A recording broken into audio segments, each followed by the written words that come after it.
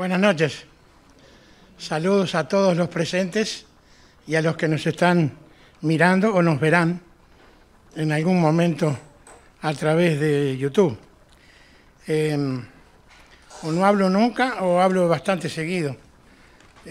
Como ya les dije, algunas veces yo prefiero escuchar en vez de hablar, pero bueno, se siente la falta de Alejandro. ¿Y qué venimos estudiando? ¿Cómo? La Iglesia. Esta materia se llama eclesiología. ¿Sabían? La eclesiología es el estudio de la Iglesia. Y hemos venido ya de unos miércoles atrás tratando con algunos temas muy importantes que han traído otros hermanos. Y hoy me tocó a mí. Si esto fuera la clase de un instituto, venimos entonces siguiendo con este tema que estamos estudiando sobre la Iglesia. Y hoy tenemos que tocar el tema, hablar acerca de la disciplina. La disciplina se encuentra entre las ordenanzas de la Iglesia, aunque el Señor solo estableció dos para la Iglesia. Las dio Mauricio, ¿se acuerdan cuáles eran?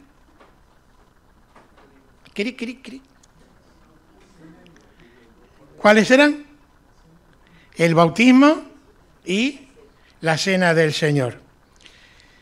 Pero con el crecimiento de la Iglesia fue necesario, para el buen funcionamiento, ya que la Escritura dice que tenemos que hacerlo todo decentemente y en orden, se agregó este tema y otros más acerca de cómo ir adelante o llevar adelante la casa del Señor, que es columna y baluarte de la verdad, y es la disciplina.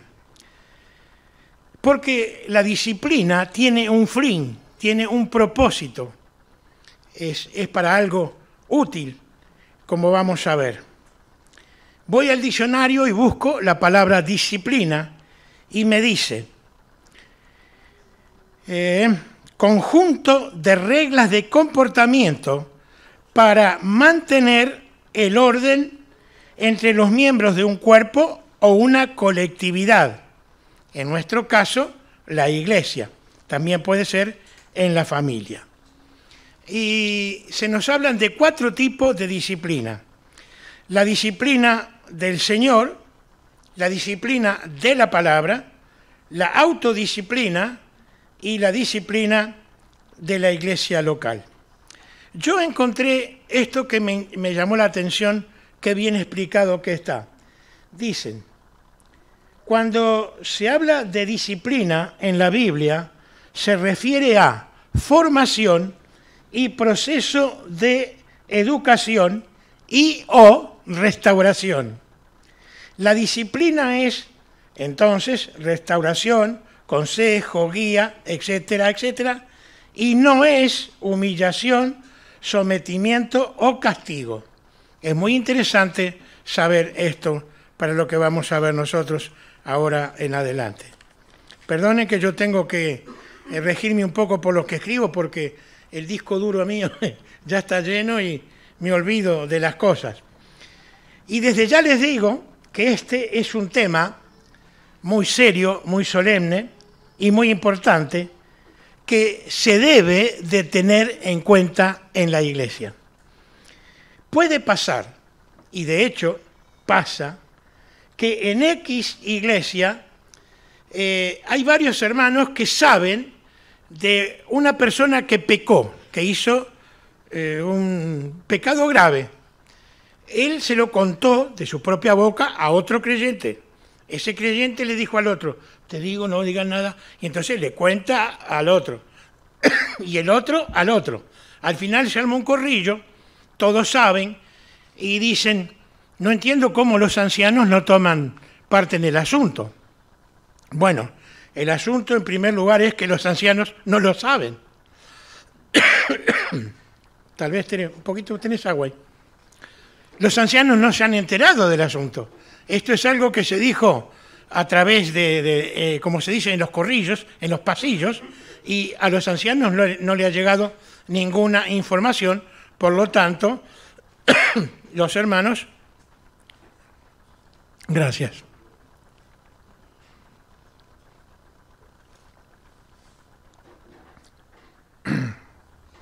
No pueden tomar cartas en el asunto porque ellos no lo saben. Ahora, les quiero decir una cosa.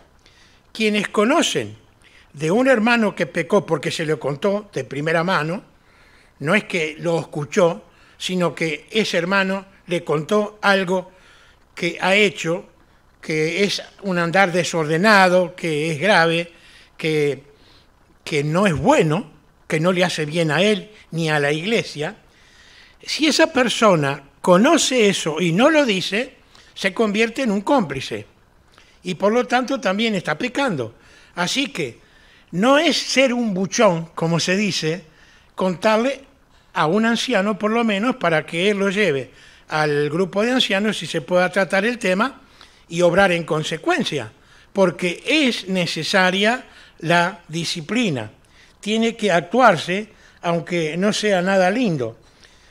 Y entonces los ancianos llamarán a esa persona, de la cual le han dicho, y van a hablar con ella, y si esa persona de su misma boca confiesa o dice el pecado que ha cometido, entonces los hermanos ancianos tendrán que proceder con la disciplina. Poner en disciplina es apartar de la comunión, ya lo vamos a explicar. Me gustó como introducción al tema, porque este tema no se puede agotar hoy, es un tema que hay que seguir tratándolo, y no lo voy a hacer yo, la segunda parte lo tomará otro hermano, no sé quién será, pero yo quiero que leamos juntos lo que escribe el escritor, valga la redundancia, a los hebreos. En el capítulo 12, versículos 1 al 17, esta sería la primera de las disciplinas que yo nombré, la disciplina del Señor.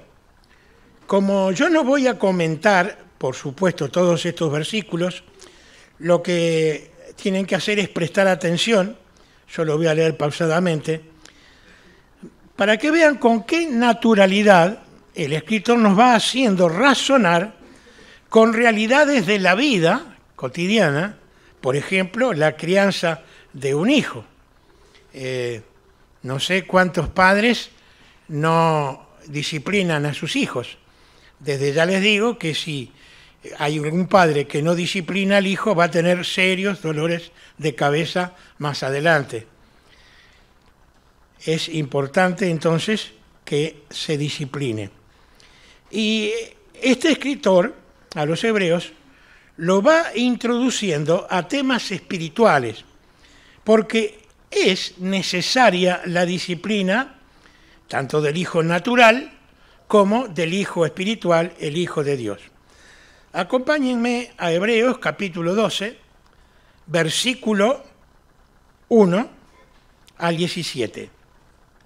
Dice: por tanto, nosotros también, teniendo en derredor nuestro tan grande nube de testigos, despojémonos de todo peso y del pecado que nos asedia, y corramos con paciencia la carrera que tenemos por delante, puestos los ojos en Jesús, el autor y consumador de la fe, el cual, por el gozo puesto delante de él, sufrió la cruz, menospreciando el oprobio, y se sentó a la diestra del trono de Dios. Considerad a aquel que sufrió tal contradicción de pecadores contra sí mismo, para que vuestro ánimo no se canse hasta desmayar. Porque aún no habéis resistido hasta la sangre, combatiendo contra el pecado, y habéis ya olvidado la exhortación que como a hijos se os dirige diciendo: Hijo mío, no menosprecies la disciplina del Señor, ni desmayes cuando eres reprendido por Él.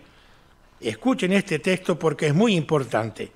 Porque el Señor, al que ama, disciplina y azota a todo aquel que recibe por hijo. Si soportáis la disciplina, Dios os trata como a hijos, porque ¿qué hijo es aquel a quien el Padre no disciplina? Pero si se os deja sin disciplina, de la cual todos han sido participantes, entonces sois bastardos y no hijos. Por otra parte, tuvimos a nuestros padres terrenales que nos disciplinaban y los venerábamos. ¿Por qué no obedeceremos mucho mejor al Padre de los Espíritus y viviremos? Y aquellos ciertamente por pocos días nos disciplinaban como a ellos les parecía, pero se está refiriendo a Dios, para lo que nos es provechoso, para que participemos, escuchen esto, para que participemos de su santidad. Es verdad que ninguna disciplina al presente parece ser causa de gozo, sino de tristeza, pero después da fruto apacible de justicia a los que en ellas han sido ejercitados. Por lo cual, levantad las manos caídas y las rodillas paralizadas, y haced sendas derechas para vuestros pies, para que lo cojo no se salga del camino, sino que sea sanado. Seguid la paz con todos, y la santidad sin la cual nadie verá al Señor. Mirad bien, no sea que alguno deje de alcanzar la gracia de Dios, que brotando alguna raíz de amargura os estorbe, y por ella muchos sean contaminados. No sea que haya algún fornicario o profano como Esaú, que por una sola comida vendió su primogenitura, porque ya sabéis que aún después, deseando heredar la bendición, fue desechado y no hubo oportunidad para el arrepentimiento, aunque la procuró con lágrimas. Hasta aquí con la lectura, y es muy interesante. Yo voy a hablar un poquito acerca del versículo 11, que lo volvemos a leer para recordarlo. Es verdad que ninguna disciplina al presente parece ser causa de gozo, sino de tristeza, pero después da fruto apacible de justicia a los que en ella han sido ejercitadas. Lo que voy a hablar yo va a ser una conversación a corazón abierto. ¿Saben lo que quiere decir corazón abierto? La operación cuando se abre el pecho, se abre el corazón. Porque esto a mí me toca muy, muy de cerca y me tocó justo hablar de esto. Es un tema muy difícil para mí, porque cuando yo tenía 18 años, solo un año de bautizado, y en esos tiempos había crisis entre las iglesias, que no las voy a mencionar. Y nosotros los jóvenes andábamos un poco a la deriva. No había reuniones como hoy, para adolescentes, para jóvenes, no existía. Solamente existían las reuniones del domingo y el jueves o el miércoles donde se hiciera y nada más. Yo no quiero con esto echarle la culpa a nadie de lo que yo hice y de lo que a mí me pasó, pero lo cierto es que pasó. Por eso la Biblia dice, el que cree estar firme, mire que no caiga. Miren, yo sabía que lo que estaba haciendo estaba mal. Era plenamente consciente. Como recuerdan, David en la terraza de su casa, cuando vio a Betsabé que se estaba bañando, él ideó un plan. Bueno, yo hice más o menos algo parecido. Vi a una muchacha, me gustó, por supuesto no era creyente, y como si tal cosa, seguí adelante. Lo planeé.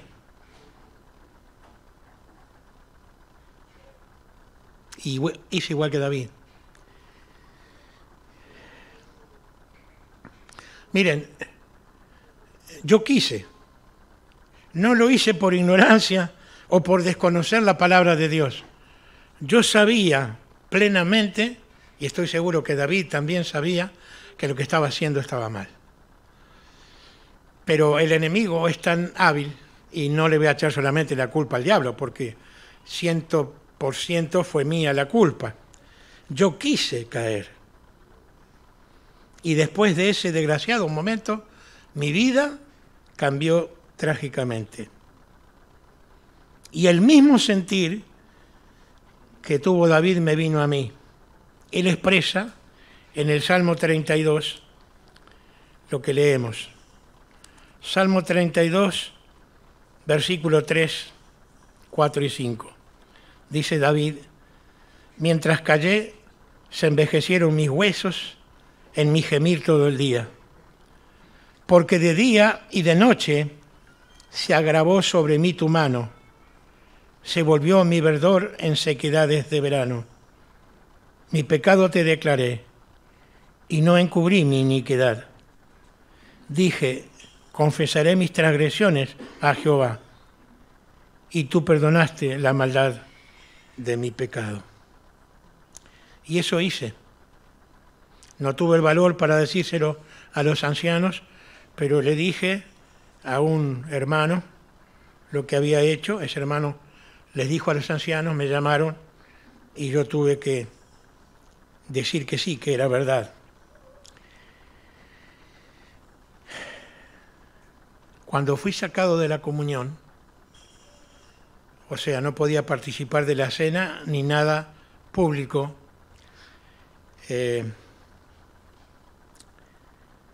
mi testimonio fue manchado, manché el nombre del Señor, manché el nombre de la iglesia, manché el nombre de mi familia y vi llorar a mi mamá. Me partió el alma. ¡Qué angustia! Ya estaba hecho. Estaba sucio por el pecado.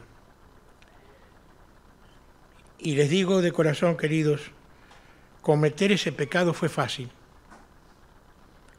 pero yo no sabía lo que venía después. La angustia, el dolor, el llanto, noches llorando solo, angustiado y afligido. Yo no callé, yo confesé, pero sufrí mucho.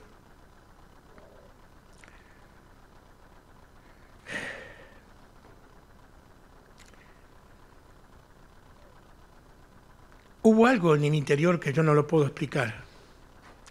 Una sensación. ¿Alguna vez fueron a la montaña rusa?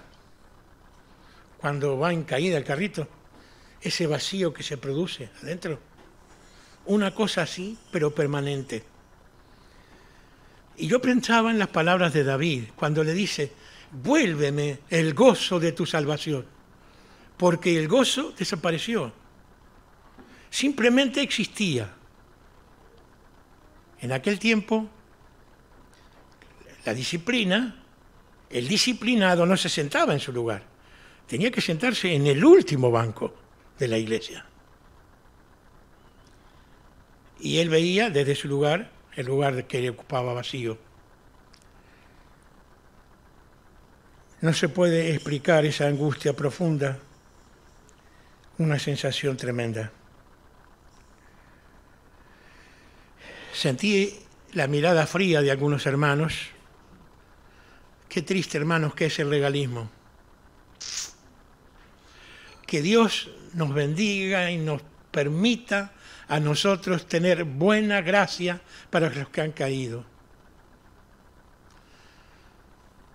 Y esto me hablo a mí en primera persona, porque a veces me molesta un poco algunos hermanos que siguen cayendo y siguen cayendo. Y al estudiar esto me di cuenta de que, gracias a Dios, yo estuve en una iglesia que fue una iglesia restauradora.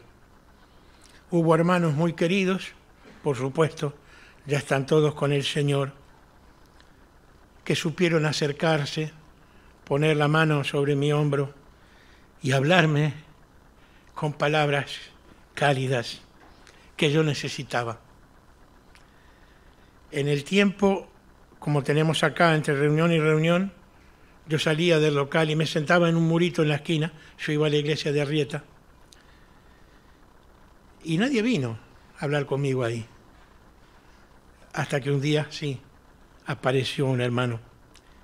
Gracias a Dios por esos hermanos que sienten el dolor del que está pasando por esos momentos. No me acuerdo, Tere, pero cuando nos ennoviamos, vino una señora a decirte, ¿no? Lo que había hecho yo. No, lo soñé entonces.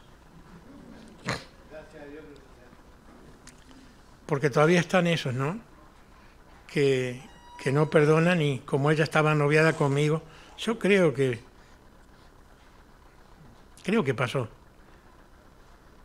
Pero bueno, si no pasó, mejor. José Larralde, un cantor popular, dice en una de sus canciones: lindo haberlo vivido para poderlo contar. No fue lindo haberlo vivido, pero sí podérselos contar, con un propósito. Se me cae la cara de vergüenza, pero hermanos queridos, nadie sabía, ¿no? O alguno conocía de mi situación. Nadie. Es la segunda vez que lo cuento. La primera vez en la Iglesia de la Espada, en una reunión de varones, como era una entrevista que me hacían, había una pregunta que me pegó en el medio del pecho y no podía mentir, porque si mentía, callar es una cosa, pero si te preguntan, mentir es otra. Entonces tuve que abrir el corazón como lo hago hoy. Y espero que esto que a mí, que me causa tanto dolor, sirva para aquellos jovencitos que están mirando a alguna chica y piensan lo que pensé yo. No pasa nada. A ver, nadie me ve. Vamos arriba. No pasa nada. Ah, sí que pasa. Sí que pasa, y mucho. Me pone la piel de gallina. Cuidado, queridos, porque el diablo es muy astuto y él interviene. Con ese dicho, como le dijo a Eva, con que Dios os ha dicho, no es verdad. Cuando comas vas a ser como Dios. Probá y vas a ver. Los quiero llevar a 1 Pedro. No lo lean porque es un solo texto, lo tengo apuntado yo acá. Dice 1 de Pedro 5:8, sed sobrios, otra versión dice, sed prudentes, y velad, la otra versión dice, manténganse atentos, porque vuestro adversario el diablo, como león rugiente, anda alrededor buscando a quien devorar. Ya lo conté, pero cuando tuvimos el primer ómnibus y no sabíamos dónde ponerlo, fui a ponerlo allá a la casa de un amigo mío en Melilla. Tenía un perro atado allí con una gruesa cadena. Un perro, marca perro. Medio grandecito de físico, pero un perro. Y las primeras veces que yo iba a arreglar el ómnibus, me ladraba, pero un día me dejó de ladrar. Y yo me fui acercando a acariciarlo porque ya me movía la cola y dije, ya somos amigos. Y en el momento que yo voy a estirar la mano, el dueño me ve y me dice, ni se te ocurra, porque no es al primero que le muerde la mano. La astucia del perro, hacerme creer que estaba contento, pero estaba deseando hincarme el diente. El diablo obra igual. Miren, queridos, mientras nosotros nos mantenemos... porque una cosa, yo veía hasta dónde alcanzaba la cadena del perro, y me acuerdo del ñandúa, ¿cómo era? Camunday, en el campamento. Los que estaban jugando a la pelota y la pelota se iba, ahí la dejaban, ¿eh? Nadie entraba en el recinto del perro, me llamaban a mí, yo podía entrar porque el perro a mí no me hacía nada y sacaba la pelota, pero nadie entraba. Y yo ahí ese día vi hasta dónde llegaba el perro, estaba bien marcado. Y yo iba a traspasar esos límites. Queridos jóvenes, mientras estén en los límites que el Señor nos pone, no va a pasar nada. Pero si ponemos un pie fuera de esos límites, ahí vamos a caer. Y Él nos va a morder, como lo iba a hacer ese perro que les conté. Triste experiencia, pero gracias a Dios que esa iglesia de Arrieta, los hermanos, entre los cuales uno de ellos, de los ancianos, era mi papá, y hoy me doy cuenta el dolor que causé al haber hecho lo que hice, a mi papá como anciano, tener que poner a su hijo en disciplina. Para mí fue una eternidad la disciplina. La disciplina queda, ¿cómo decirlo?, a criterio de los ancianos, de ver cómo uno va asumiendo lo que hizo. Y no es no venir a las reuniones. No. Hay que asumir lo que se hizo. Y eso fue una de las cosas que me enseñó mi padre. Y a mis hijos yo les enseñé, cuando tengan un problema en la carretera y tienen la desgracia de atropellar a alguien, no huyan, no huyan. Atiendan a la persona, vayan a la policía. Más vale enfrentarlo, aunque sea grave la cosa, porque si uno no presta atención, también le cabe, ¿cómo se llama?, omisión de asistencia. Si alguno cae, que nosotros sepamos tener la suavidad, la calidad, el abrazo y, ¿por qué no?, el llanto, acompañando al hermano. Bueno, un día los ancianos consideraron que era bastante lo que había pasado y que era momento de volverme a la comunión. A mí no me fue fácil volver a la comunión, reempezar de nuevo. Pero como decía, Dios prepara a hombres y mujeres especiales para animar y alentar al que cayó y levantarlo. Y termino leyendo lo que el apóstol Pablo le pide a los corintios acerca de un hermano que había pecado. Vamos a 2 de Corintios, capítulo 2, versículos 5 al 11. Dice el apóstol, este texto no tiene mucho que ver, pero es para enganchar a los demás. Pero si alguno me ha causado tristeza, no me la ha causado a mí solo, sino en cierto modo, por no exagerar, a todos. Y aquí viene. Le basta a la tal persona, esa que pecó, esta reprensión hecha por muchos. Así que, al contrario, vosotros más bien debéis perdonarle y consolarle para que no sea consumido de demasiada tristeza. Este texto tienen que subrayarlo. 2 de Corintios, capítulo 2, versículo 7. Así que, al contrario, vosotros más bien debéis perdonarle y consolarle para que no sea consumido de mucha tristeza. Por lo cual os ruego que confirméis el amor para con él.